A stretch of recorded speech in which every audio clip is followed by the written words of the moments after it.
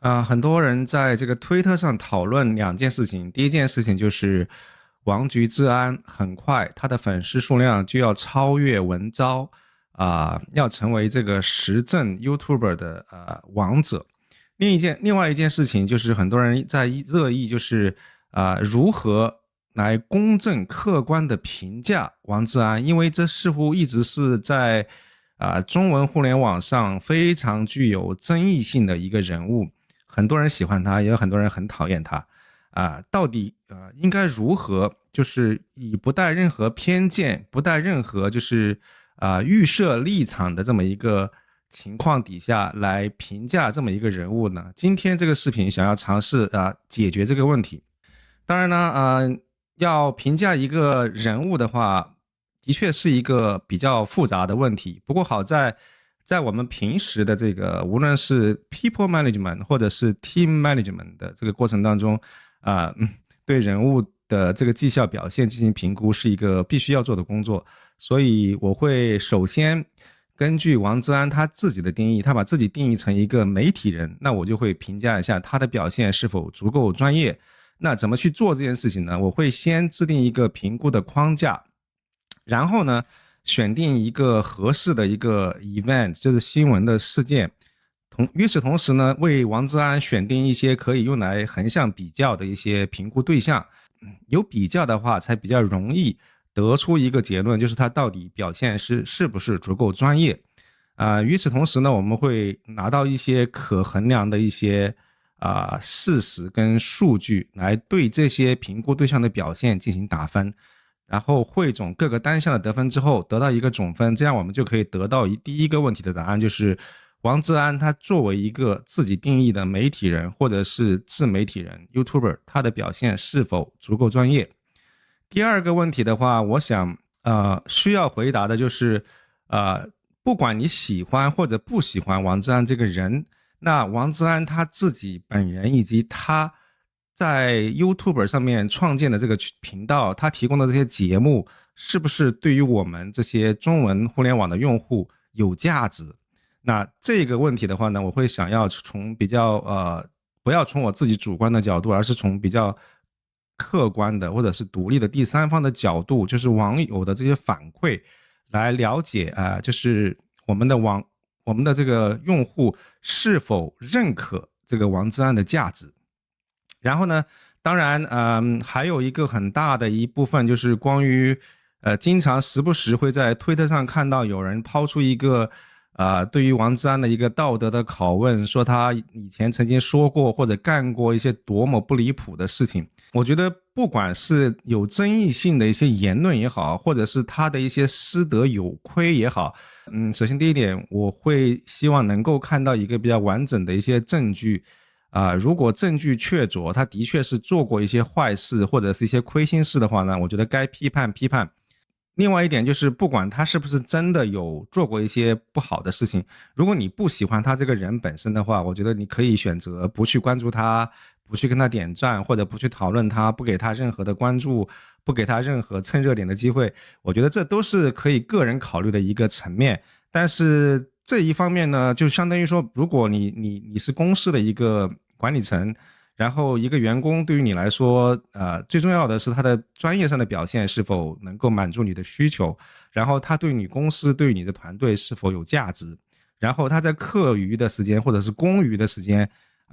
做一些不好的事情，只要不会影响到公司，我觉得我就不太会去关注，这是我个人的一个看法。对，也是，所以第三点就是围绕王志安产生的一些巨大争议，我觉得今天不会纳入我这个评价的体系当中去考虑这个问题。OK， 这是大概的一个思路。首先呢，我们要评估一下王志安这个人的专业表现的话呢，我会先制定一个专业表现的评估框架。我实际上是借鉴了一个就是在团队管理当中比较常见的一个平衡计分卡的一个思路。当然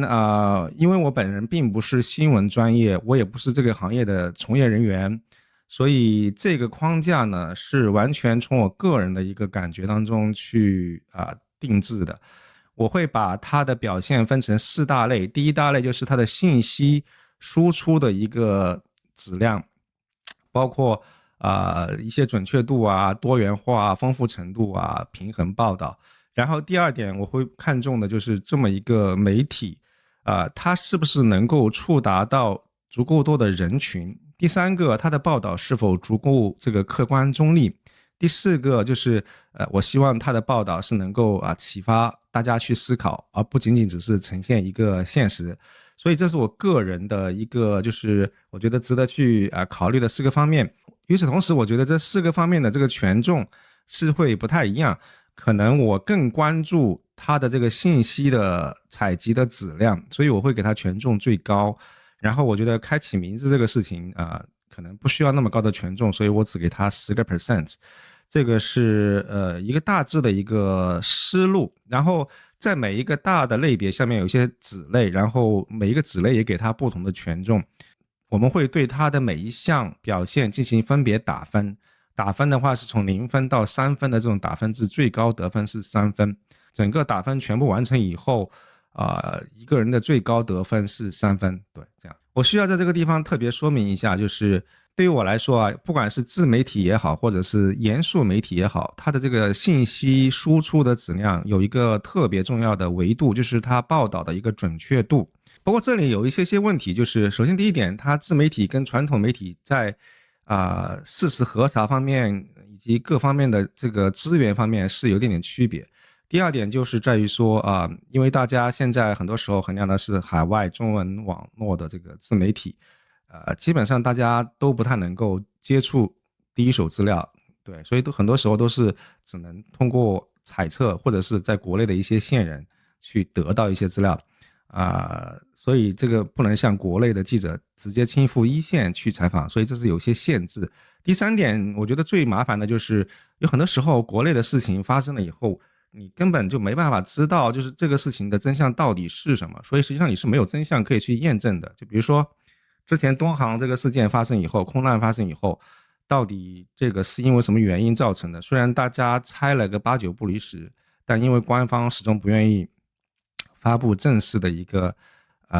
通告，所以你其实没有办法知道到底谁的报道是最准确的。所以很遗憾，在我这个地方我没有办法去做一个报道准确度的这么一个评估所以这里要特别说明一下。然后呢，这个框架建立了以后，其实我是会去收集一些可以衡量的数据来给他们的具体的这个绩效表现来打分。我这里举了一个例子，就是这个奶爸在立法会的这么一个视频。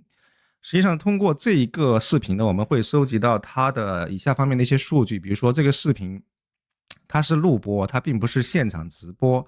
然后呢，它报道的视角就是一个实地的体验，它并不是坐在一个演播室或者坐在酒店的这个房间就这么录播。第三个呢，我想看到的就是它这个价值观是不是中立，它这个更多的是在一个官方的一个参访团，是跟官方的一个行程所以很大程度上是执政党的一个角度，就是执政党民进党的一个视角对，当然如果你要平衡一点的话，你也可能也需要同一时期尽可能的也去参加一些什么国民党的活动民众党的活动，这样才能够体现你的这个价值观中立。第四个方面呢，其实从这个报道当中我们也需要看到，就是到底它这个报道是属于正面报道还是属于负面报道。如果你所有的报道全是正面报道，我就会怀疑你的这个立场有问题。然后就立法会等吃饭这个视频本身来说的话我相信它是偏正面报道，因为他提到说这立法会提供的这个手语服务多么多么棒，比澳洲的这个议会更棒什么之类的。另外的话呢，我也会采集到这个博主本身的一些数据，比如说这个 YouTuber 他有269万粉丝。另外也非常重要的就是我会收集关于视频本身的一些数据，比如说视频的长度4分钟四舍五入我只看分钟这个视频的长度会体现你这些信息的一个丰富程度。然后我会看到你这有多少人收看了你这个视频，比如说这里是 28K， 以及我会看到它有 1.4K 的点赞，211个留言数量。这些信息都会采集出来以后用来就是给不同的这个 YouTuber 在这一次行程当中的表现进行打分。OK，以及我们到底选择一个什么样的新闻事件来去衡量评估不同人的表现的话呢？在这个地方，我觉得一个最好的例子就是刚刚发生不太久，1个月以前的刚刚结束的台湾大选这是一个几乎所有比较大的 YouTuber 都会选择的一个主题，是同样的主题。因为在平时的话，可能不同的人你会选择不同的事件作为你的这个题材，作为你的主题。而刚刚好这个事件发生的时候，大家所有人都会去报道这个事情，所以是同样的主题。另外的话，不同于平时有些 YouTuber 可能侧重在这个揭露真相，有些人侧重在点评，有些人做评论，但在这个台湾大选这个事情实时进行的时候呢，那几乎所有的人都会想着说第一时间去实地的去见证，去第一视角去记录，所以这个要求基本上是类似的。另外也是因为它这个 event 是在那个时间段实时发生，所以大家会同时同场去竞技，所以我觉得是用来衡量这些媒体人或者是自媒体人最理想的一个事件。然后呢，我在做评估的时候呢，我选择了几个不同维度的一些YouTuber，比如说我选择了外媒的中文频道，这里选了 BBC 中文频道，因为 BBC 作为这个业界的就是标杆，我觉得它可以用来设定一些基准。另外的话呢，我也选择了 DW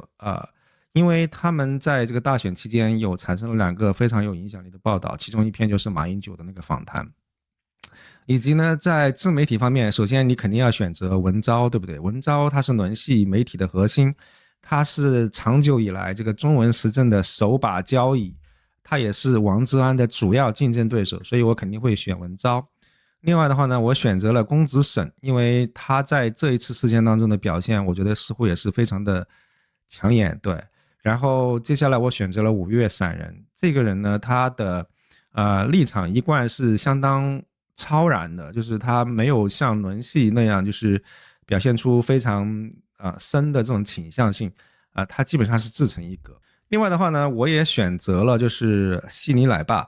因为我觉得他在很多网友给我留言的时候也提到，就是他曾经也是一特别有理想的这么所谓的一个屠龙中年所以我选择了这几个人作为一个对比的评估对象。然后这里有一个问题想要回应一下，就是有一些人会觉得说虽然都是 YouTuber， 虽然都是时政圈子，但大家的定位可能会有一些差异。比如说文昭，他可能把自己定位成时评人，然后你看公子沈，他的节目就是公子时评，对不对？他更加注重在这个评论这个角度。而王志安的话呢，因为他媒体出身嘛，他的愿景也是想做媒体，所以大家的这个角度会有一点点差异。那你这样放在一起比较合适吗？那就像我刚才提到的，就是因为我是把他们放在一个特定的这个情境下面来做比较，因为他们都是带着一个类似的一个任务去做报道所以你可以看到在台湾大选期间，王志安的节目它不同于他平时做的这种拍案节目，如果是拍案节目的话，你会看到他有一半的内容大概是想要尝试还原事情的真相，然后另外后半部分的话，他会给他一些自己的解读，一些自己的评论。所以王志安的台湾大选节目更多的是类似于一个媒体，就是去见证，去为您展现当时的新闻事件所以它是比较类似于新闻类的节目。而我们看到就是这里的很多人基本上都是观选团的一个成员，而当时观选团之所以成立，他们其中一个最主要的目的就是想要让更多的人看到台湾的民主，让能够透过他们的视角见证到这个台湾的选举跟自由民主。所以他们的关键词是见证看到，也就是说既然你是接受了这个邀请，接受了款待，你要去识君之路忠君之事的话呢，所以我觉得他们也是有这个责任跟义务呢，去现场去就是更多的去展现当时的这个现场。所以我觉得从这个意义上来讲的话呢把这些人放在一起做比较是可以成立的。OK，在开始之后呢，我们先简单就是过一下每一个人的报道大概有些什么样的内容，然后找一个感觉和第一印象。我们先看就是 BBC 中文，它总共出了12个视频啊、包括一些就是现场直播的内容，所以你可以看到它是有非常这个国际大媒体的这个范儿在这里。然后我会把一些在这个期间发生的跟台湾大选不相关的一些内容把它剔除掉，比如说这个巴布亚新几内亚的事情，包括这个泰国寺庙的一些新闻报道，这些会把它去除掉。对，然后 DW 中文的话呢，它出了15个视频跟直播，然后最出彩的当然是这个马英九的访谈节目，然后另外一个就是访问了这个柯文哲的副总统的搭档，他这个节目也是很受欢迎，其他的节目其实表现一般般。然后接下来是公子沈，公子沈的话呢，他其实出了有22个视频，包括了一些直播的这个节目。你可以看到有2个节目跟这个台湾大选没有直接相关的这个关系，所以我会把它去除掉。然后大概你能看到就是公子沈他有一些就是在街头的采访啊，他的也有一些是在自己的宾馆房间做这个评论，然后也有一些去参观，对，相对来说，我觉得他的视角还可以，就是比较多元。你包括了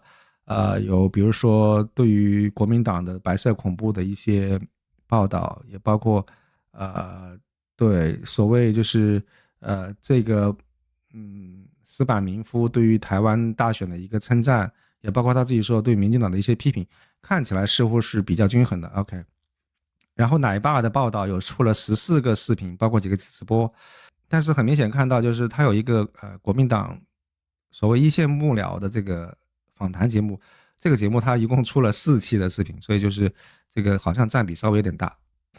接下来是五月闪人，五月闪人你基本上可以看到就是这个窗帘的背景都是在台湾期间出的一些视频。五月闪人的节目他永远都是只做评论，只是就是对着镜头侃侃而谈，他没有别的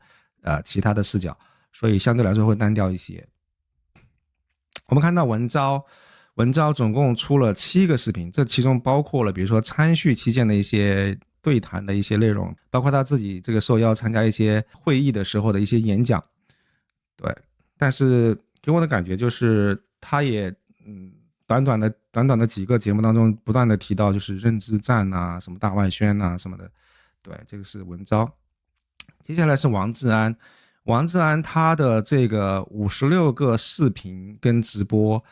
我没有把他参加这个所谓夜夜秀跟其他一些节目的这些东西纳入进来这里也要顺便提一点，就是后来王志安参加这个贺龙夜夜秀之后，不是有很多争议嘛，就会有很多的发酵，很多的一些讨论，很多的视频节目，所有跟这些相关的内容我都没有包括进来，我把它就是撇除出去。我希望能够尽可能不受这些方面的一些影响，我希望是集中在他们本身对于这个台湾大选的报道上面。王志安的话呢，他其实他的视频就是你会看到形式内容非常多样化，有很多的就是什么造势晚会的现场啊，自己去生活体验啊，包括街头采访啊，然后现场直播啊，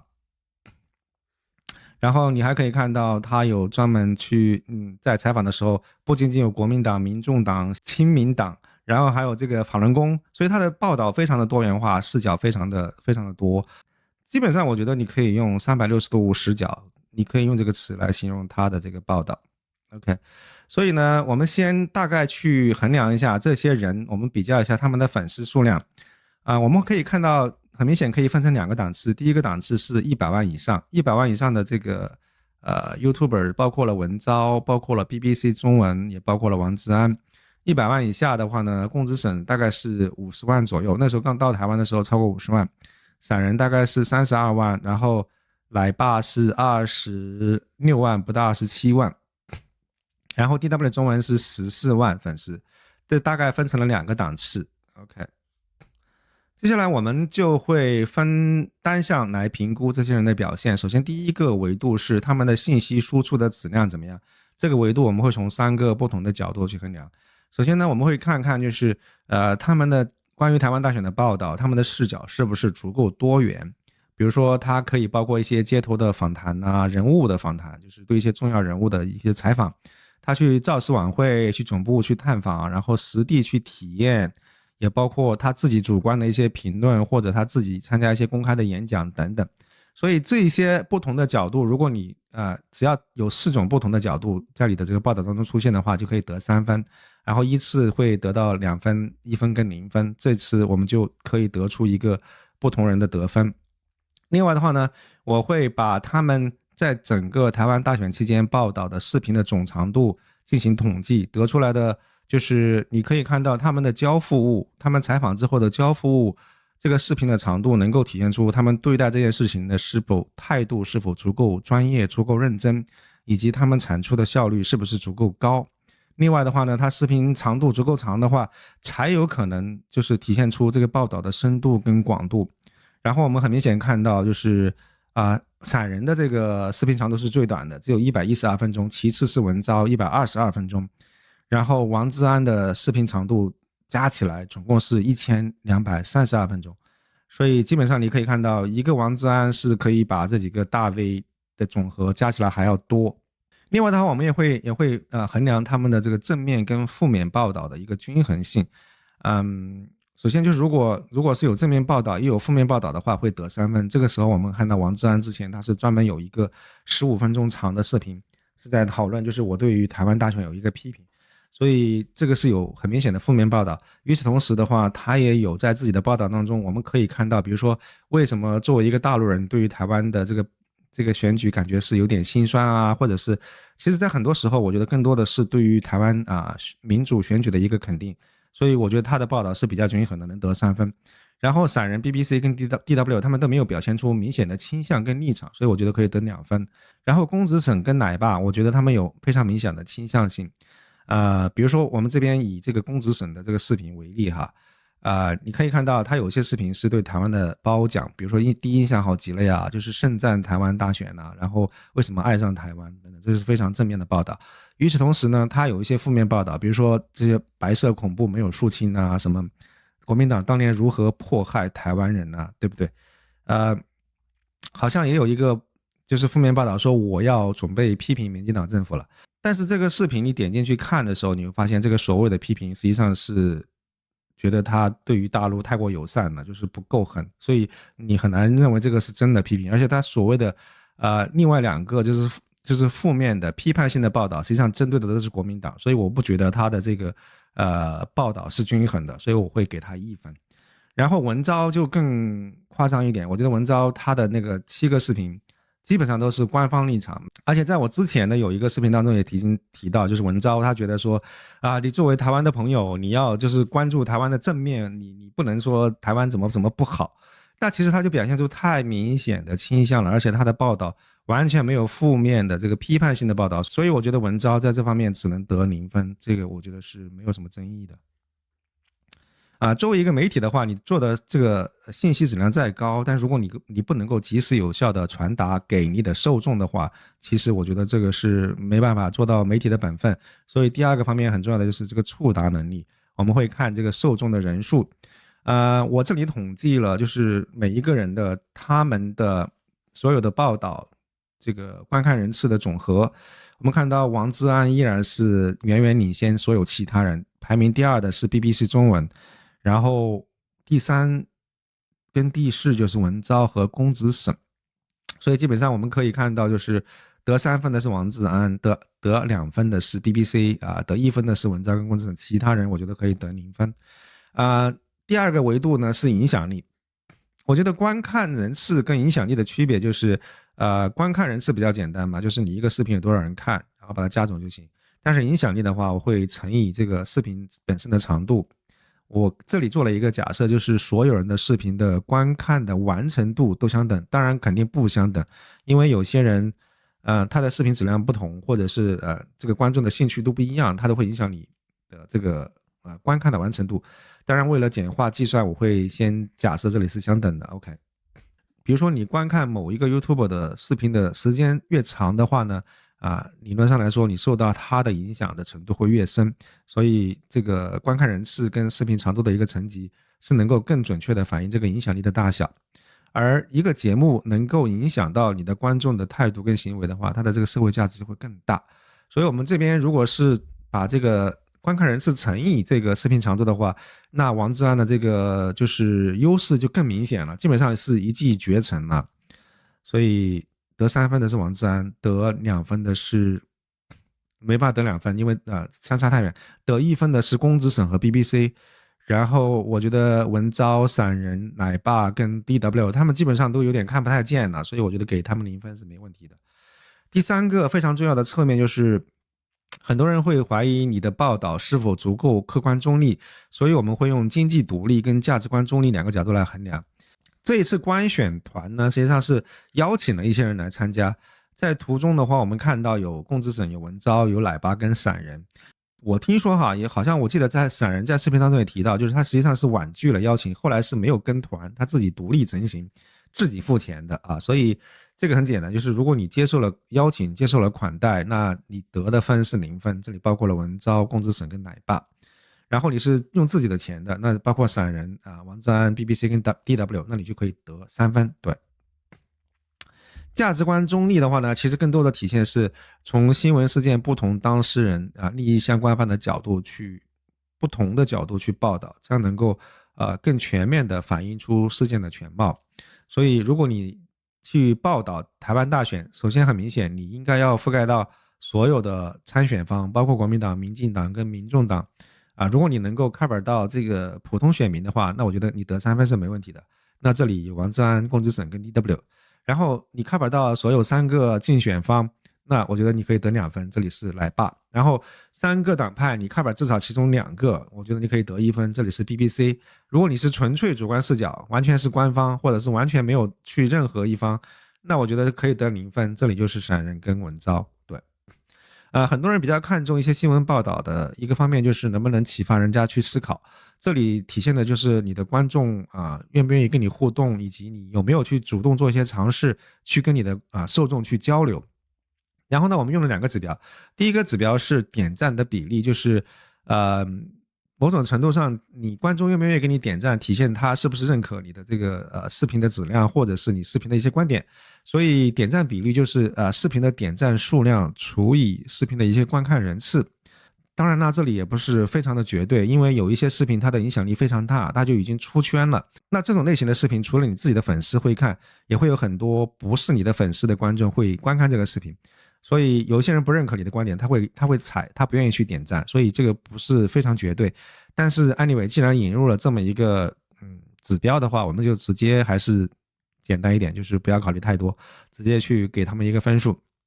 这里可以看到点赞率最低的是 BBC 中文，所以得了0分。然后第2个档次是得1分的散人跟王志安，第3个档次是得2分的，包括了文昭、奶爸，然后 DW。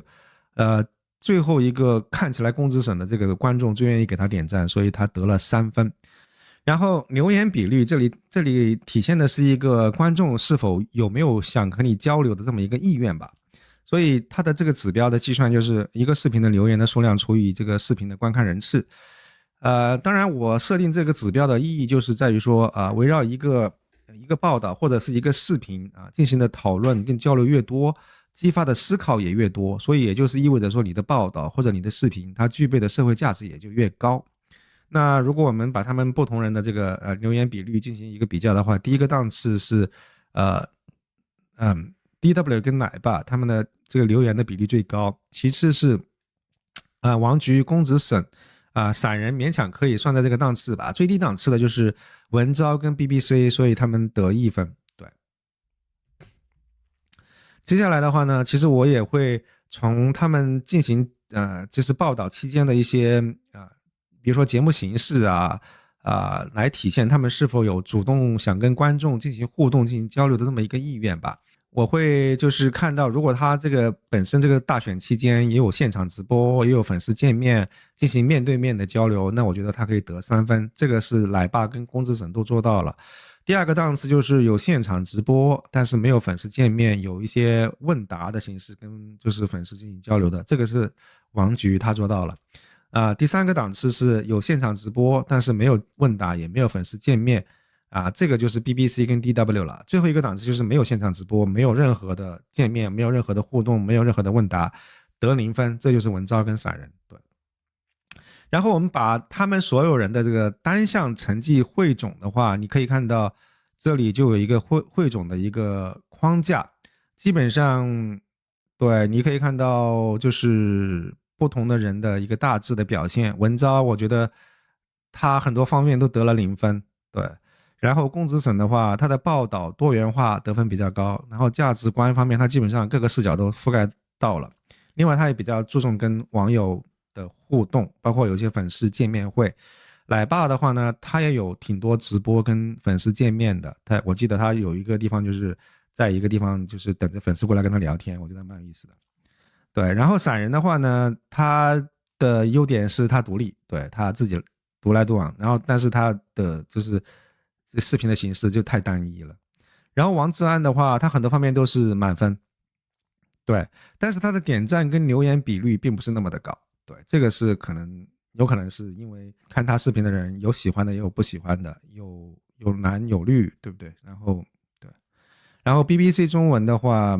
对，比较均衡吧，DW 也差不多，对。然后最终的话，我们可以看到把他们的成绩总分得出来，就会看到就是毫不意外的，王志安在各个方面的综合表现是接近于满分。然后作为标杆的这个国际大媒体，这个 BBC 跟 DW 他们都大概去到1.5分左右吧。这个传统媒体可能真的在影响力方面已经开始逐渐式微了，反倒是自媒体更灵活、更直观，更怎么说，更第一视角，让大家的这个代入感、沉浸感更强烈。所以这是我没有想到的。所以从另外一个角度，你可以看到公子沈的表现已经可以跟这个一线大媒体比肩了。然后，对，我觉得奶爸也还尚可，但是散人跟文昭的表现就差强人意。对，所以我们如果点评一下各个人的表现的话呢，我们可以看到王志安毫不意外的是属于优秀。他花了自己的钱，保持足够的中立客观。然后他跟这个摄像两个人，当然也包括在东京的团队，他们做出来的成绩是吊打了所有这些大传媒跟其他自媒体的总和，所以他的这个投资回报率是超高的。对，因为你要知道，这些国际大传媒，他一出动肯定不止1个人、2个人，对，他至少可能4到5个人一个 team，然后可能可以吩咐跑不同的这个党派的这个竞选总部跟竞选的现场，所以这个还是相当令人印象深刻。文昭的表现肯定是不及格的，就是我不要拿什么媒体人百万大 V 的标准去要求他，我也不要求他一定绝对的客观中立，我就说你只是说这个人家邀请你来做这个事情的报道跟见证，人家款待了你，甚至可能会有一些利益的一些输送，你至少拿了钱要办事啊，对不对？文昭给人的感觉太像是一种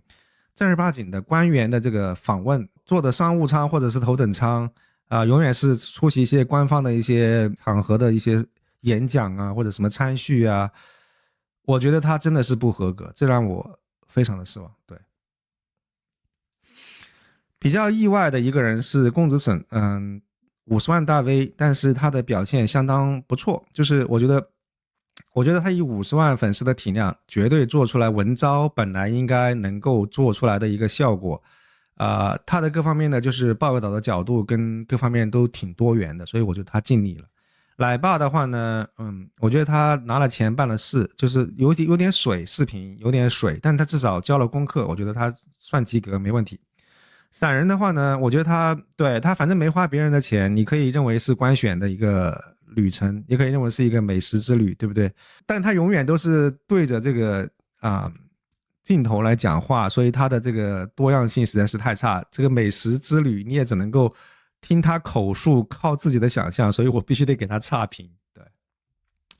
所以我们来评估一下王志安他的一个存在的价值。这方面的话，我就不用主观去给他一个判断，我们从第三方的角度去分析一下网友给的反馈。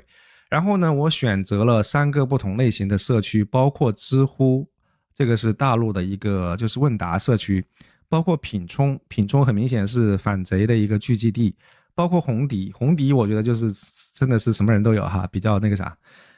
我们可以看到就是我挖掘不同网友对于王志安的一个反馈，然后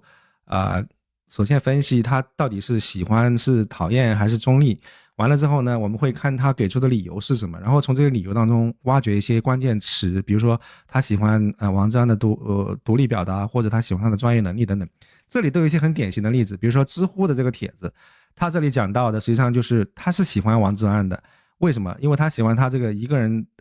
突破性的采访能力，所以他这个是表明了他自己的倾向，也给了一个关键词，就是专业能力。然后你可以看到这个品中就是说他不喜欢王志安，因为他觉得王志安是小骂大帮忙，是帮共产党，所以你可以明显觉得他立场有问题，他是不喜欢王志安的，对不对？所以我们就会进行这样的一些分析以后得出来的一个结论就是，首先第一点，总体上来说，认可王志安价值的人还是占比更大，就是41%的人喜欢他，讨厌他的人大概是30%不到。然后有30%的人保持中立，但是就算是中立的话，这些人虽然不粉他，但也基本上会认可王志安提供的信息的价值，会观看他的节目。所以你可以看到，讨厌王志安的人基本上在任何一个社区，不管是知乎、品充或者是红迪也好，他都不占优势。另外，如果我们分析别人认可或者不认可王志安的理由的话，就会看到说最多的不认可他的一个理由就是不信赖王志安的立场，因为他是央视出身，有来自于体制的一个原罪。很多人也觉得他幻想着随时都能够回国继续他的这个事业，他不愿意彻底跟中共撕破脸，所以这是很多人不愿意相信他的一个很根本的原因。但比较奇怪的是，也很矛盾的一方面，从另外一个角度来看，又很多人之所以认可他的专业能力，也恰恰是因为王志安出生在央视，他的这个新闻的这个报道的能力，各方面就是采访突破的能力，都是在央视期间得到非常大的锻炼跟增强。所以这是一个相互矛盾但是又可以理解的点。第三点，我觉得很多人都会提到，就是你看王志安，大陆台湾两边都封杀他法轮功跟粉红都很讨厌他，两边都讨伐他，这个反而是对于王志安独立性的一个最大的褒奖。这也就是很多人就是反复提到，就喜欢他的独立表达。对，所以今天的视频结论就是王志安是当之无愧的时政王者。我们并不需要等到王志安说他的粉丝数量正式超过文昭的时候才可以认可他，给他这么一个加冕礼。我觉得通过今天的分析，我们已经可以非常清晰明了的看到，就是作为一个时政类的自媒体人，王志安的专业表现堪称优异，然后他的社会价值是得到认可的。虽然他的争议也很大，但我觉得这两方面足够来说明他的这个流量之王，他的这个影响力之王是当之无愧的。今天呢，我尽可能的就是不从自己的主观偏好，不从个人的喜恶去评判王志安，而是尽可能的使用事实可以衡量的数据和独立第三方的一些反馈来评价这个在中文互联网上